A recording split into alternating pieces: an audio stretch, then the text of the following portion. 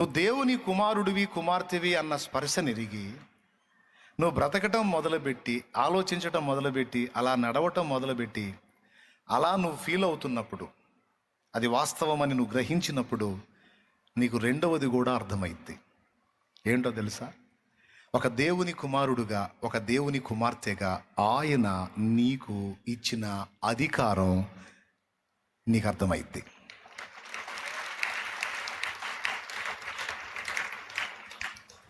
ఇది అసలు పాయింట్. ఆయన మనకిచ్చిన అధికారం సామాన్యమైంది కాదు. నేను చెప్పేది నిజం. దేవుని కుమారులంగా, దేవుని కుమార్తెలంగా ఉన్న మనకి ఆ సృష్టికర్త ఇచ్చిన అధికారం ఎంత గొప్పదంటే, దేనినైనా శాసించే అధికారం మనకిచ్చాడు ఆయన. ఇది మీరు గుర్తుపట్టాలి. ఇప్పుడు పరలోకం గొప్పదా, భూలోకం గొప్పదా? పరలోకమే గొప్పది. అందులో చేతులు ఎత్తండి. రైట్, నేను కూడా 2 చేతులు ఎత్తుతా. పరలోకం గొప్పది. ఇప్పుడు డౌట్ లేకుండా అందరూ చేతులు ఎత్తారు. సరే,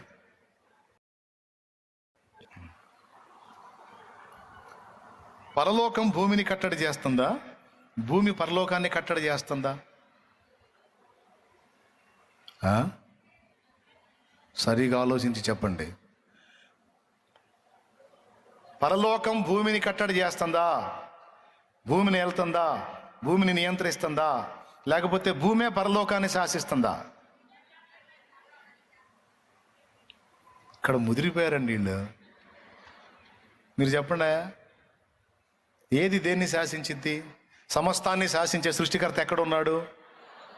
అప్పుడు అక్కడి నుంచి శాసనం బయలుదేరి అన్నిటినీ శాసించేది అక్కడి నుంచేగా.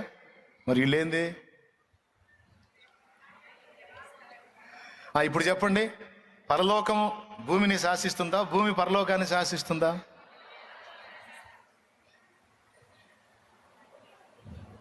అసలు సృష్టికర్త భూమి మీద ఉన్నాడా, పరలోకంలో ఉన్నాడా? పెద్దగా చెప్పండి. మరి భూమి ఎట్ట శాసించింది పరలోకాన్ని? ఏం మాట్లాడుతున్నారు? సరిగా ఆలోచించి చెప్పండి. సమస్తాన్ని ఏలేవాడు ఎక్కడున్నాడు?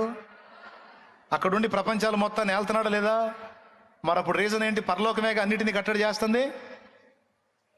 ఇప్పుడు చెప్పండి, ఎవరు కట్టడి చేస్తుంది? భూమే పరలోకమా? మళ్ళీ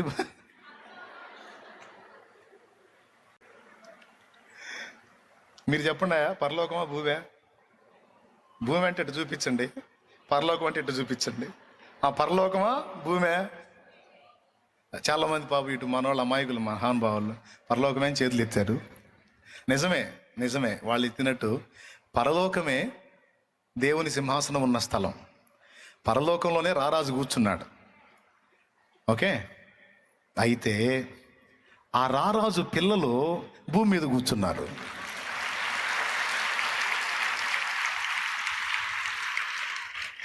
ఇప్పుడు పెత్తనం కలిగిన వాళ్ళు ఇద్దరండి. పెత్తనం కలిగిన ఒకడేమో అక్కడ కూర్చున్నాడు. ఆయనకు పుట్టినటువంటి పిల్లలు వీళ్ళు వారసులే కదా, పెత్తందారులే కదా. వీళ్ళేమో భూమి మీద ఉన్నారు. ఇప్పుడు ఏమంటాడు తెలుసా ఆయన అక్కడ కూర్చొని? నా పిల్లలారా, మీరు భూమి మీద వేటిని బంధిస్తారో నేను అక్కడ వాటిని బంధిస్తాను. మీరు భూమి మీద వేటిని విప్పుతారో నేను అక్కడ వాటిని విప్పుతాను. చెప్పండి, ఇక నాకు ఆజ్ఞాపించండి అని అడుగుతున్నాడు నాన్న. ఇప్పుడు పెత్తనం ఎవరికి వచ్చింది? అసలు మొత్తం పెత్తనం ఎవరిది? తర్వాత పెత్తనం ఎవరిది? అందుకు సైతానగాడు ఏడిచేస్తుంది. ఇప్పటిదాకా పెత్తందారిని నేను, ఇప్పుడు ఒక గుంపు తయారయ్యారు పెత్తనం చేసేవాళ్ళు అని ఇప్పుడు మన మీద పడి ఏడిచేస్తున్నాడు వాడు.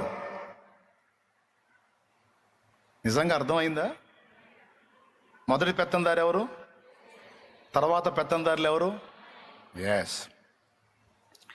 ఇంకొక అద్భుతమైన విషయం ఏంటంటే, ఈ పెత్తనం ఇచ్చేటప్పుడు ఈ పెత్తనం ఫస్ట్ ఎవరి మీద ఇచ్చాడు తెలుసా? వాడి మీద ఇచ్చాడు. సైతాను గాడి మీద, వాడి దెయ్యాల మీద ఇచ్చాడు. కావాలంటే చూడండి, లూకాసు వార్త 10వ అధ్యాయం. ఈ పెత్తనం కాస్త ఎవరి మీద ఇచ్చాడో చూడండి. లూకాసు వార్త 10వ అధ్యాయం చూడు. 10వ అధ్యాయము 18వ వచనం నుంచి చదువు. ఆయన సాతాను మెరుపు వలె ఆకాశం నుండి పడుట చూచి తిని, ఇదిగో పాములను తేళ్లను త్రొక్కుటకును శత్రువు బలమంతుడి మీదను మీకు అధికారము అనుగ్రహించి ఉన్నాను. ఇదిగో అధికారం అన్నదాన్ని అండర్లైన్ చేయి. అధికారం అనుగ్రహించి ఉన్నాను మీకు. ఎందుకు అధికారం ఇచ్చాడు? ఆయన పిల్లలైనందున, ఆయన కొడుకులమైనందున, కూతుళ్ళమైనందున అధికారం ఇచ్చాడు. చదువు. ఏదియు మీకెంత మాత్రమును హాని చేయదు. అది ఏదియు మీకెంత మాత్రము హాని చేయదు. మరి ఏం చేయాలి మేము? నువ్వు ఆజ్ఞాపించంతే అన్నాడు ఆయన. జలములలో బడినే వెళ్ళిన అవి నా మీద పారవు. జలములలో బడినే వెళ్ళిన అవి నా మీద పారవు. అగ్నిలో నేను నడచినను జ్వాలలు నన్ను కాల్చగలవు. అగ్నిలో నేను నడచినను జ్వాలలు